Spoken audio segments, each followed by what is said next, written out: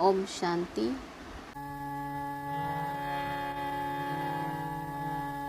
ज्योति बिंदु का ध्यान कर मन खुशियों से भर जाएगा।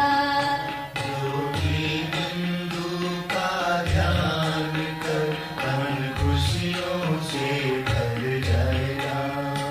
इतना खुद पर एहसान कर, इतना खुद पर एहसान कर, इतना खुद पर एहसान कर, ये जन्म सफल हो जाएगा। ज्योति बिंदु का ध्यान कर मन खुशियों से भर जाएगा।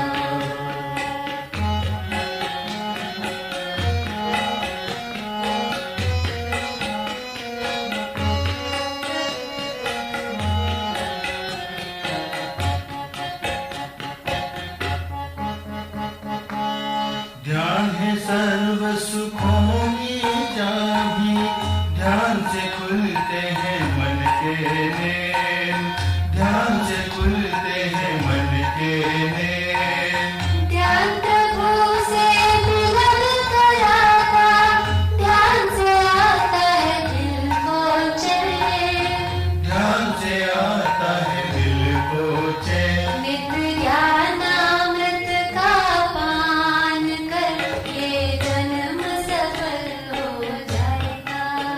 नित्य ज्ञानामृत का पान कर ये जन्म सफल हो जाएगा। 2021 अव्यक्त बाप दादा का महावाक्य है, जिसका रिवाइज डेट है 20 फरवरी 88। हेडिंग लाइन है मुरली का, तन मन की थकावट मिटाने का साधन शक्तिशाली याद। आज परदेसी बाप अपने अनादि देशवासी और आदि देशवासी सेवा अर्थ सभी विदेशी ऐसे बच्चों से मिलने के लिए आए हैं। बाप दादा जानते हैं यही मेरे सिकीलधे लाडले बच्चे हैं, अनादि देश परम धाम के निवासी हैं और साथ साथ सृष्टि के आदि के इसी भारत भूमि में जब सतयुगी स्वदेश था, अपना राज्य था जिसको सभी भारत कहते हैं, तो आदि में इसी भारत देशवासी थे। इसी भारत भूमि में ब्रह्मा बाप के साथ साथ राज्य किया है। अनेक जन्म अपने राज्य में सुख शांति संपन्न अनेक जीवन व्यतीत किए हैं। इसीलिए आदि देशवासी होने के कारण भारत भूमि से दिल का स्नेह है। चाहे कितना भी अभी अंत में भारत गरीब व धूल मिट्टी वाला बन गया है, फिर भी अपना देश सो अपना ही होता है। तो आप सभी की आत्मा का अपना देश और शरीरधारी देवता जीवन का अपना देश कौन सा है? भारत ही था ना। कितने जन्म भारत भूमि में रहे हो वह याद है?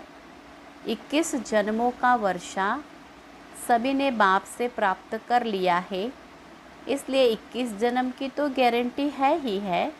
बाद में भी हर एक आत्मा के कई जन्म भारत भूमि में ही हुए हैं, क्योंकि जो ब्रह्मा बाप के समीप आत्माएं हैं, समान बनने वाली आत्माएं हैं, वह ब्रह्मा बाप के साथ साथ आपे ही पूज्य आपे ही पुजारी का पाठ भी साथ में बजाती है। द्वापर युग के पहले भक्त आप ब्राह्मण आत्माएं बनती हो। द्वापर युग के पहले भगत आप ब्राह्मण आत्माएं बनती हो। आदि स्वर्ग में इसी देश के वासी थे और अनेक बार भारत भूमि के देशवासी हो। इसलिए ब्राह्मणों के अलौकिक संसार मधुबन से अति प्यार है। यह मधुबन ब्राह्मणों का छोटा सा संसार है, तो ये संसार बहुत अच्छा लगता है ना। यहाँ से जाने को दिल नहीं होती है ना। अगर अभी अभी ऑर्डर कर लें कि मधुबन निवासी बन जाओ तो खुश होंगे ना। वहाँ ये संकल्प आएगा कि सेवा कौन करेगा। सेवा के लिए तो जाना ही चाहिए। बाप दादा कहे बैठ जाओ, फिर भी सेवा याद आएगी। सेवा कराने वाला कौन है? जो बाप का डायरेक्शन हो, श्रीमत हो, उसको उसी रूप में पालन करना। इसको कहते हैं सच्चा आज्ञाकारी बच्चा। बाप दादा जानते हैं मधुबन में बिठाना है, वहाँ सेवा पर भेजना है। ब्राह्मण बच्चों को हर बात में एवर रेडी रहना है। अभी अभी जो डायरेक्शन मिले उसमें एवर रेडी रहना। संकल्प मात्र भी मनमत मिक्स न हो, इसको कहते हैं श्रीमत पर चलने वाली श्रेष्ठ आत्मा। यह तो जानते हो ना कि सेवा के जिम्मेवार बाप दादा है, वह आप हैं। इस जिम्मेवारी से तो आप हल्के हो ना कि जिम्मेवारी का थोड़ा थोड़ा बोझ है। इतना बड़ा प्रोग्राम करना है, यह करना है, बोझ तो नहीं समझते हो ना। करावनहार करा रहा है। करावनहार एक ही बाप है। किसी की भी बुद्धि को टच कर विश्व सेवा का कार्य कराते रहे हैं और कराते रहेंगे। सिर्फ निमित्त बच्चों को इसलिए बनाते हैं कि जो करेगा वह पाएगा। पाने वाले बच्चे हैं, बाप को पाना नहीं है। प्रारब्ध पाना या सेवा का फल अनुभव होना, यह आत्माओं का काम है। इसलिए निमित्त बच्चों को बनाते हैं।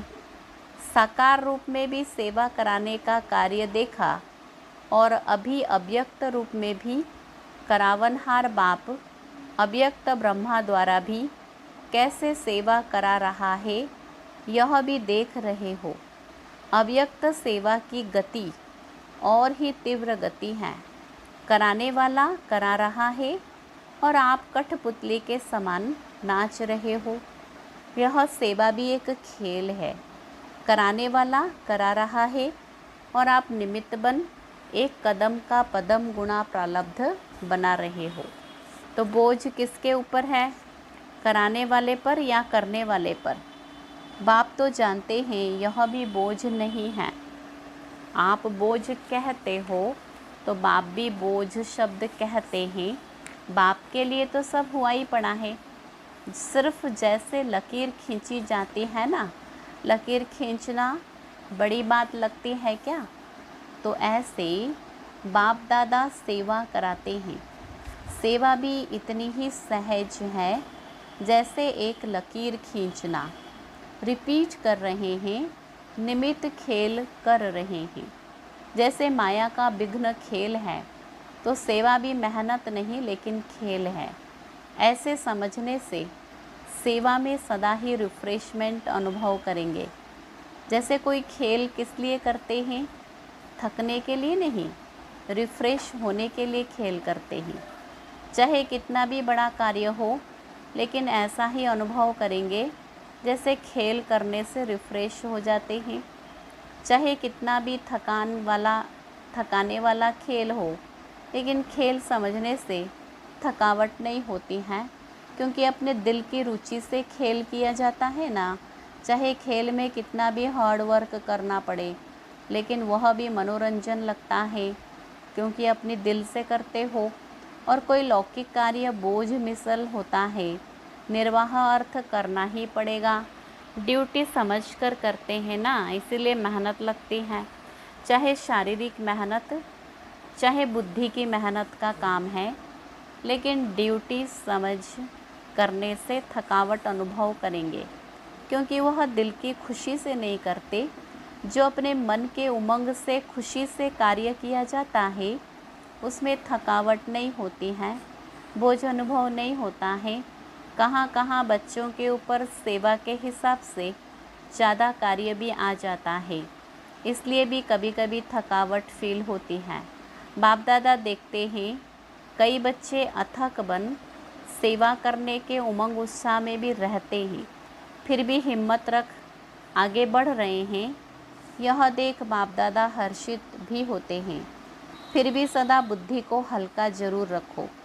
बाप दादा बच्चों के सब प्लान प्रोग्राम वतन में बैठे भी देखते रहते हैं। हर एक बच्चे की याद और सेवा का रिकॉर्ड बाप दादा के पास हर समय का रहता है। जैसे आपकी दुनिया में रिकॉर्ड रखने के कई साधन हैं, बाप के पास साइंस के साधनों से भी रिफाइंड साधन हैं, स्वतः ही कार्य करते रहते। जैसे साइंस के साधन जो भी कार्य करते वह लाइट के आधार से करते। सूक्ष्म वतन तो है ही लाइट का, साकार वतन की लाइट के साधन फिर भी प्रकृति के साधन है, लेकिन अव्यक्त वतन के साधन प्रकृति के नहीं हैं। प्रकृति रूप बदलती है, सतो रजो तमो में परिवर्तन होती है। इस समय तो है ही तमोगुणी प्रकृति, इसलिए यह साधन आज तो चलेंगे कल नहीं चलेंगे। लेकिन अव्यक्त वतन के साधन प्रकृति से परे हैं, इसलिए वह परिवर्तन में नहीं आते। जब चाहो जैसे चाहो सूक्ष्म साधन सदा ही अपना कार्य करते रहते हैं। इसलिए सब बच्चों के रिकॉर्ड देखना बाप दादा के लिए बड़ी बात नहीं है। आप लोगों को तो साधनों को संभालना ही मुश्किल हो जाता है ना, तो बाप दादा याद और सेवा का दोनों का रिकॉर्ड देखते हैं, क्योंकि दोनों का बैलेंस एक्स्ट्रा ब्लेसिंग दिलाता है। जैसे सेवा के लिए समय निकालते हो तो उसमें कभी नियम से भी ज़्यादा लगा देते हो। सेवा में समय लगाना बहुत अच्छी बात है और सेवा का बल भी मिलता है। सेवा में बिजी होने के कारण छोटी छोटी बातों से बच भी जाते हो। बाप दादा बच्चों की सेवा पर बहुत खुश हैं, हिम्मत पर बलिहार जाते हैं। लेकिन जो सेवा याद में उन्नति में थोड़ा भी रुकावट करने के निमित्त होती है, तो ऐसी सेवा के समय को कम करना चाहिए। जैसे रात्रि को जागते हो 12-1 बजा देते हो तो अमृत वेला फ्रेश नहीं होगा। बैठते भी हो तो नियम प्रमाण, और अमृत वेला शक्तिशाली नहीं तो सारे दिन की याद और सेवा में अंतर पड़ जाता है। मानो सेवा के प्लान बनाने में व सेवा को प्रैक्टिकल लाने में समय भी लगता है। तो रात के समय को कट करके 12 के बदले 11 बजे सो जाओ। वही 1 घंटा जो कम किया ना और शरीर को रेस्ट दी तो अमृत वेला अच्छा रहेगा, बुद्धि भी फ्रेश रहेगी। नहीं तो दिल खाती है, सेवा तो कर रहे हैं लेकिन याद का चार्ट जितना होना चाहिए उतना नहीं है। जो संकल्प दिल में व मन में बार बार आता है कि यह ऐसा होना चाहिए लेकिन हो नहीं रहा है, तो उस संकल्प के कारण बुद्धि भी फ्रेश नहीं होती। और बुद्धि अगर फ्रेश है तो फ्रेश बुद्धि से 2-3 घंटे का काम 1 घंटे में पूरा कर सकते हो। थकी हुई बुद्धि में टाइम ज़्यादा लग जाता है, ये अनुभव है ना।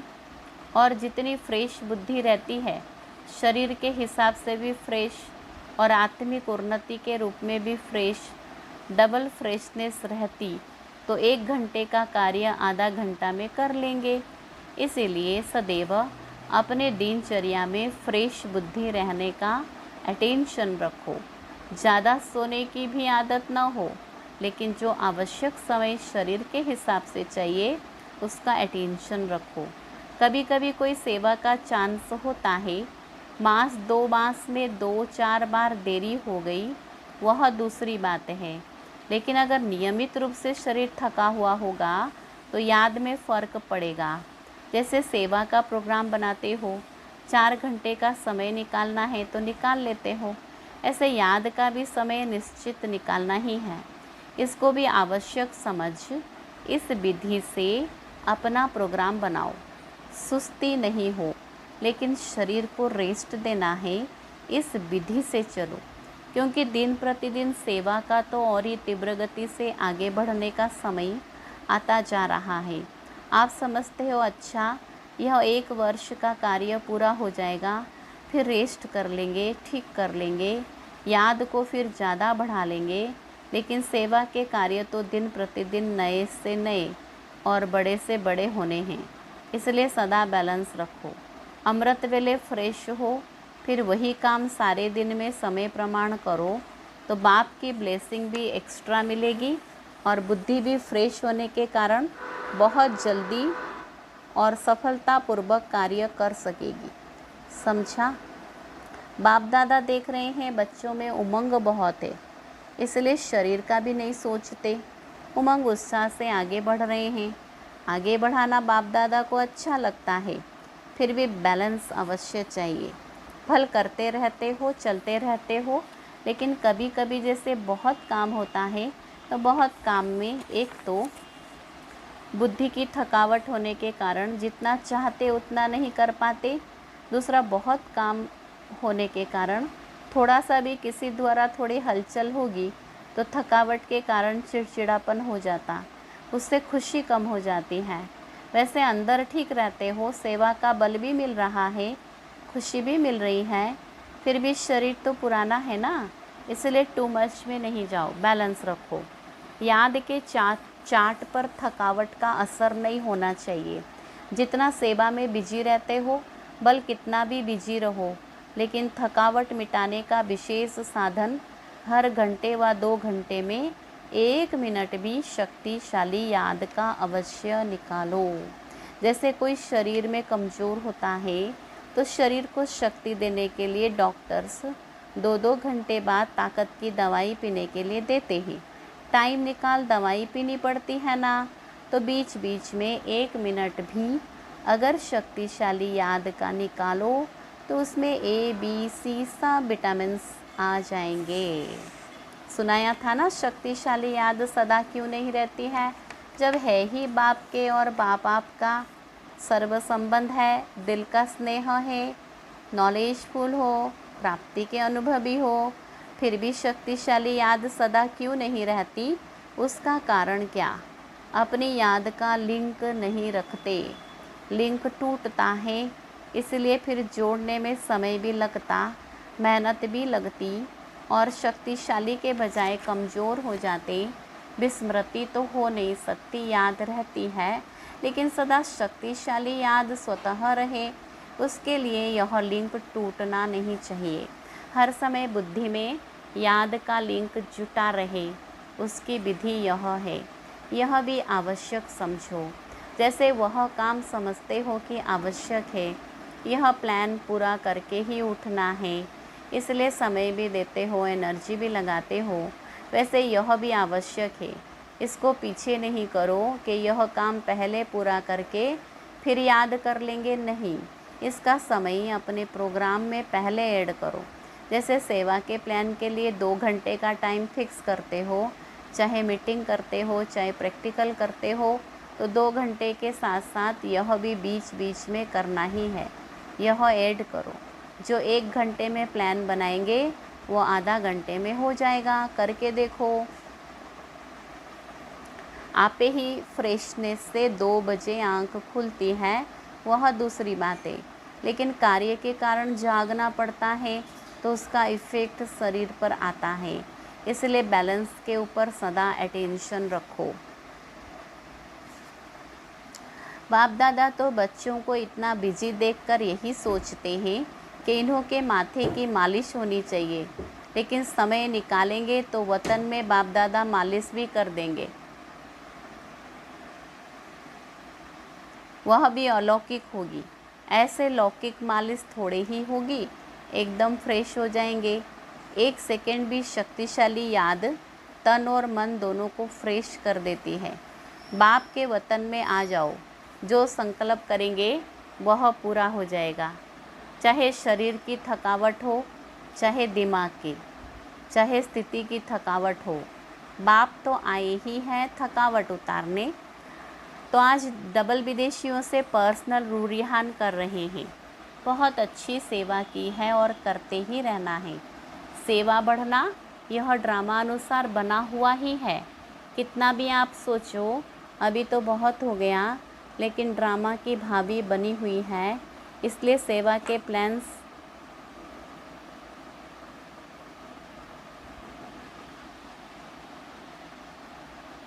निकलने ही है और आप सबको निमित्त बन करनी ही है। यह भावी कोई बदल नहीं सकते। बाप चाहे 1 वर्ष सेवा से रेस्ट दे देवे, नहीं बदल सकता। सेवा से फ्री हो बैठ सकेंगे? जैसे याद ब्राह्मण जीवन की खुराक है, ऐसे सेवा भी जीवन की खुराक है। बिना खुराक के कभी कोई रह सकता है क्या? लेकिन बैलेंस ज़रूरी है।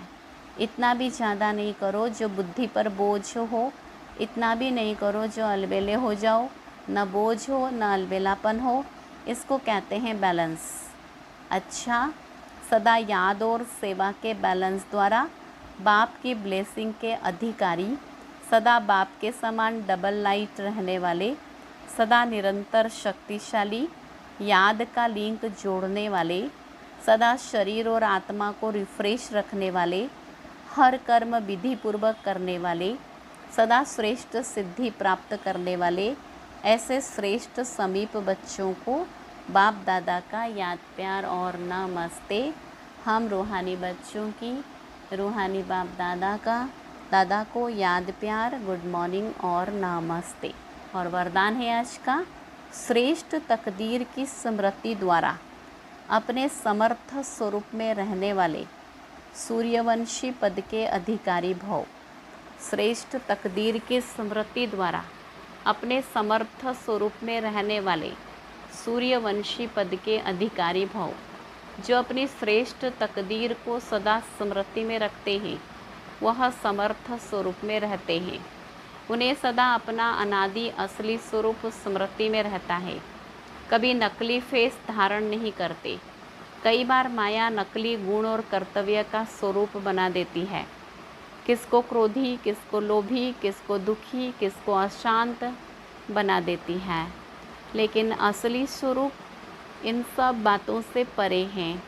जो बच्चे अपने असली स्वरूप में स्थित रहते हैं, वह सूर्यवंशी पद के अधिकारी बन जाते हैं। स्लोगन है, सर्व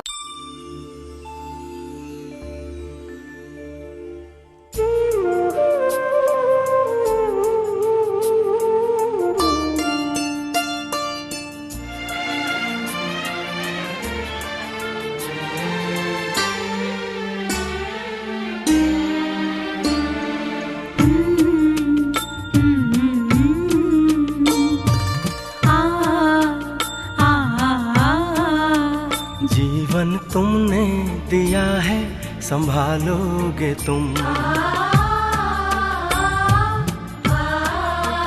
जीवन तुमने दिया है, संभालोगे तुम।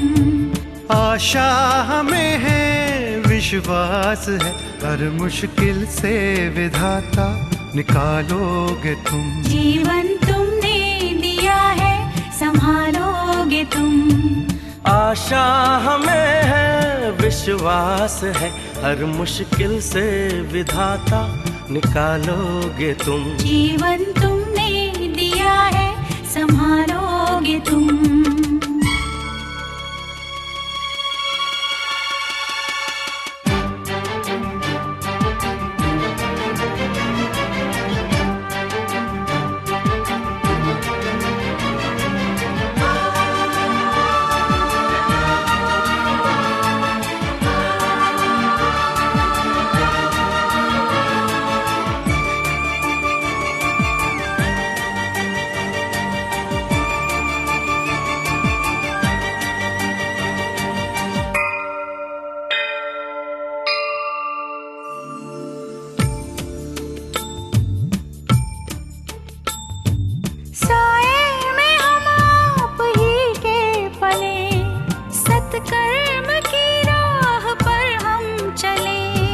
सारे जहां की भलाई करें, हम ना किसी की बुराई करें। इस दुनिया के दुखों से बचा लोगे तुम। इस दुनिया के दुखों से बचा लोगे तुम। आशा हमें है, विश्वास है, हर मुश्किल से विधाता निकालोगे तुम। जीवन तुमने दिया है, संभालोगे तुम।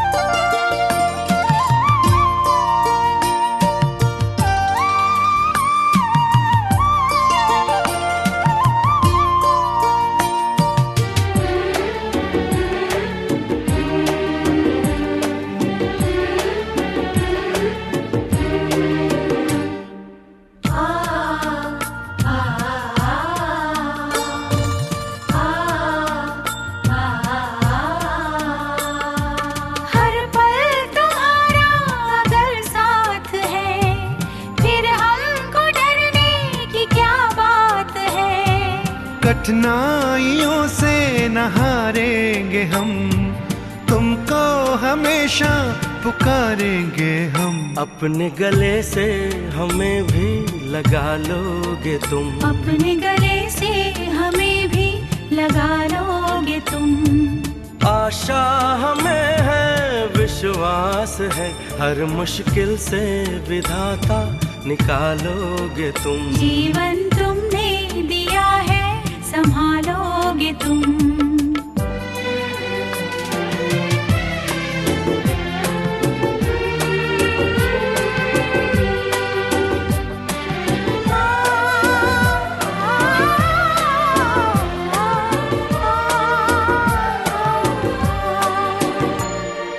छाया कहीं तो कहीं धूप है नाम कितने कई रूप हैं। हर शय में तुम हो समाए हुए, हम सब तुम्हारे बनाए हुए। हम जो रूठे कभी तो मना लोगे तुम, हम जो रूठे कभी तो मना लोगे तुम। आशा हमें है, विश्वास है, हर मुश्किल से विधाता निकालोगे तुम। जीवन तुमने दिया है, संभालोगे तुम।